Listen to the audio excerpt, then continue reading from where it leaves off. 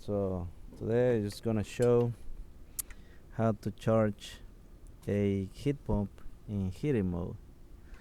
Uh, this heat pump right here, well, like any heat pump, will have three ports.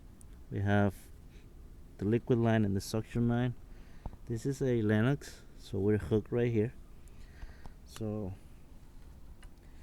we got our blue hose, that's to the through suction line, and then our yellow hose that's going to the 410A. It's a 410A system. And then we have to come here. This is the fill piece scale. So right now it's reading 12, which is the whole weight of the jug. So we're gonna go here and do tare.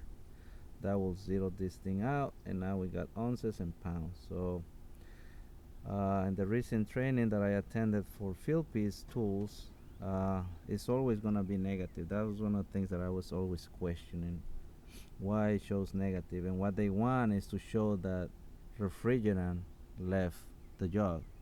So that's a way for them to say, okay, how many ounces or pounds left the tank, and let's do it in negative, because the other scales are always gonna stay positive. So if you were to have fill piece and you're new using it, know that it's normal. In the beginning I was like, why is doing negative all the time? But that's what it is. So right now we're gonna open the service valve over there. So remember, 410A is a blend. So because it's a blend, it's upside down. It's gonna be liquid that's coming over here.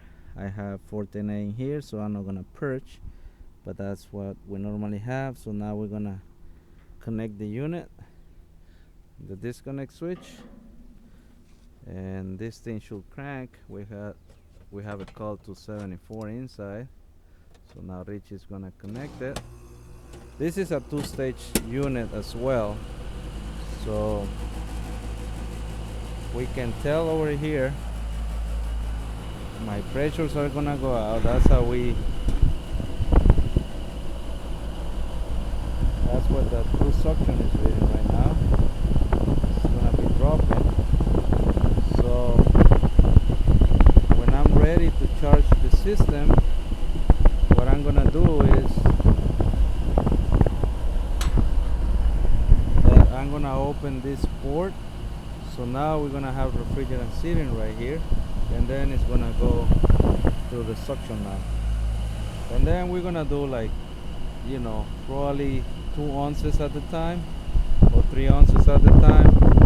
But that's how I normally do it. One thing that I wanna point out, this temperature is right here. See how it's dropping?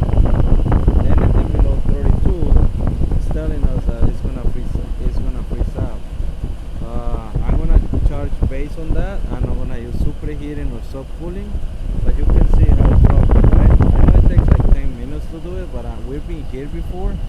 So we gave the client a sealant that it also acts as a UV light. So right now I'm opening the port, and I'm seeing that 8 ounces. So I said 3, but we're gonna do 8. I know it's really low. So the reason we went with a sealant is because it acts as a sealant, as a UV. So we got a UV flashlight. We've been here a couple of times, and today we came and Richie was checking, and we couldn't see.